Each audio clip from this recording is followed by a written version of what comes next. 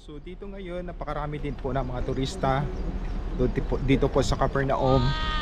At talaga po ngayon ay season po ng tourist, no? Kasi dito po sa Israel ay tapos na po yung kanilang tinatawag na taglamig, no? Palapit na, papunta na po sila ng winter.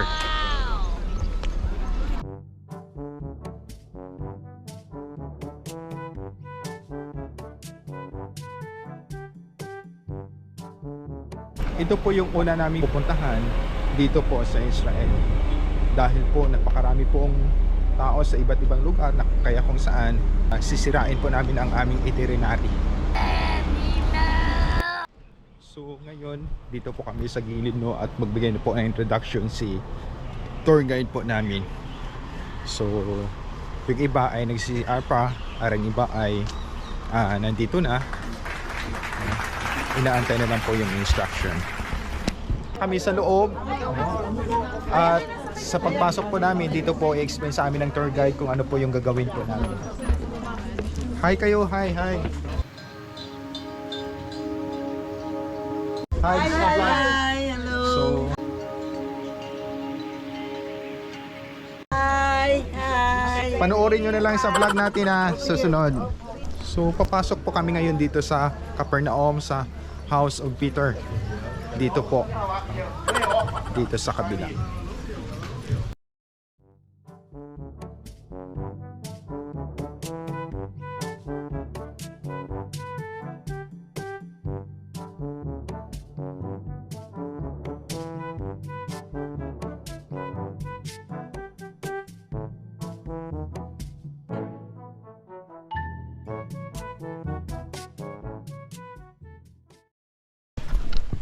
So sobrang dami pong tao ngayon, no?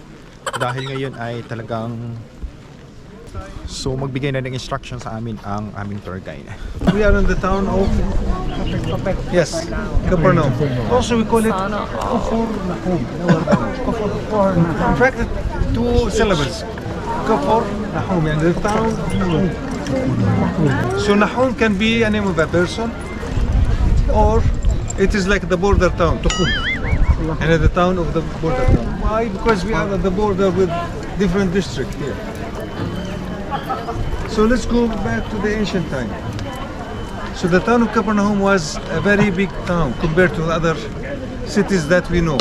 At that time there was Capernaum here, there was Bethsaida, there was Chorazin, there was also Magdala.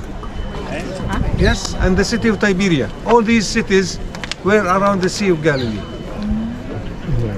Okay, so, and for your information, the limits or the border of the town goes all the way.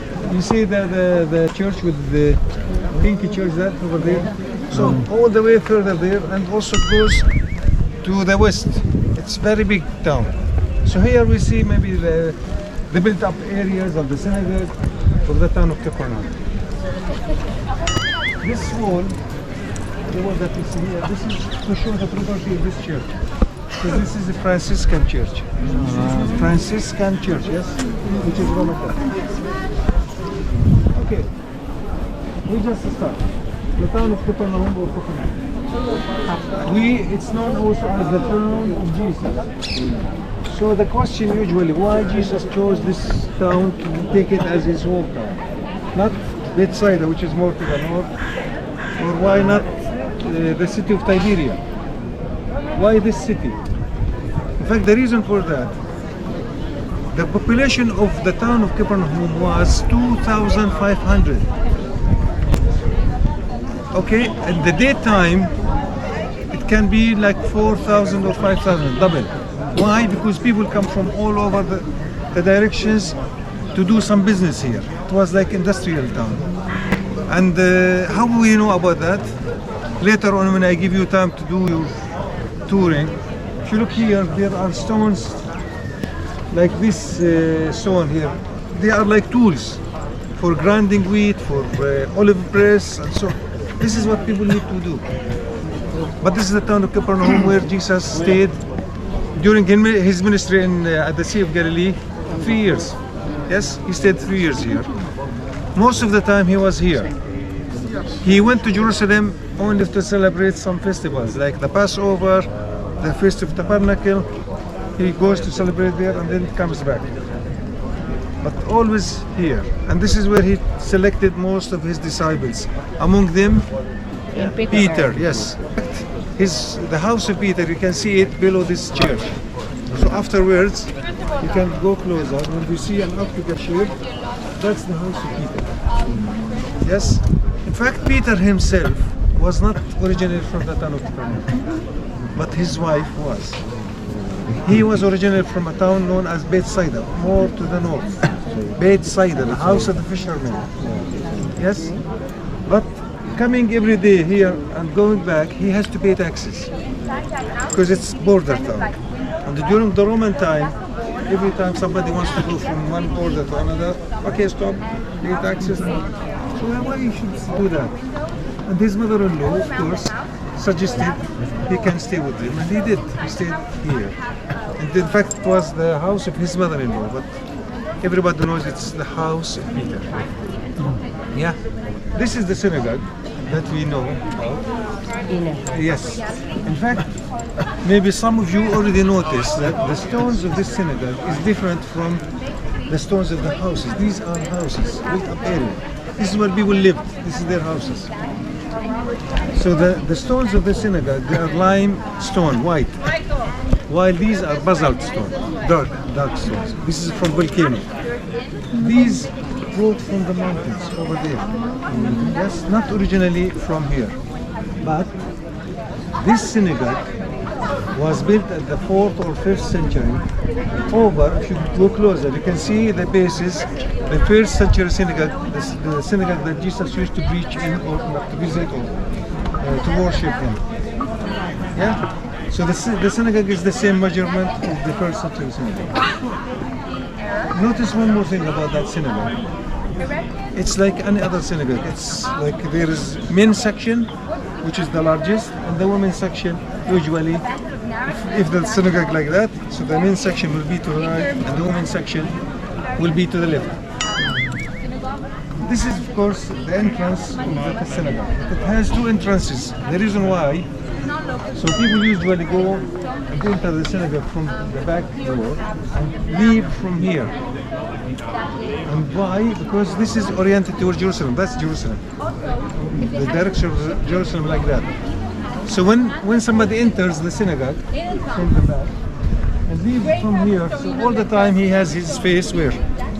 Towards Jerusalem, to show respect. Yes? Because Jerusalem is the holy city. That's right. Okay, back to the town of Capernaum. Of course, we just told you this is the houses here. This is the lower city where the poor people lived, next to the synagogue. Up there, behind this wall, that's the upper city, the place of the rich people. Usually in our country, whenever we have upper city and lower city, usually the upper city for the rich people and the lower city, as you see, for the poor. The town of Capernaum was mentioned 27 times in the Bible. And it witnessed many miracles. Many miracles happened here. But at the end, Jesus was not happy with the town of Capernaum, Bethsaida, and Chorazin. Also Chorazin, another city after the mountain. And it says in the Bible, you, Bethsaida, Chorazin, and Capernaum. So what happened with you will not compare with what happened to Sodom and Gomorrah. It's like he's not happy. In other words, he said something to make like unsatisfactory. Why people saw all these miracles? And he did all his best. And he invited them to be part of his, like, the people that they have to join to the kingdom of heaven, etc., etc. But at the end, look at the town of Capernaum. It's abandoned.